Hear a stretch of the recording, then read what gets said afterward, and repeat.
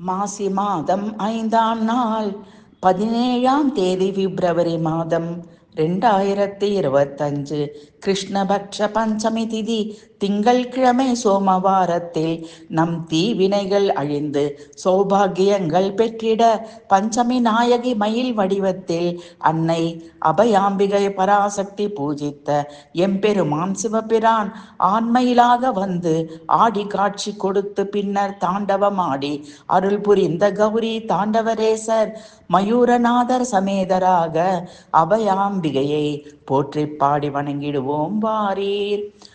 பாதாம் புயத்திற் சிறு சதங்கையும் சிலம்பு கிண்கிணியும் தண்டையுடன் இடையில் தழைத்தருளும் பீதாம்பரமும் தரள நவமணியும் பொன்றத்த மாலைகளும் அணிந்த மயிலாபுரி வளரீசன் வாழ்வே. அபயாம்பிகை தாயே போற்றி. அருட்கிளியே கதம்பவன பச்சை கிளியே மறைவன நடன கிளியே நவபீடவாசற் கிளியே தாயே போற்றி.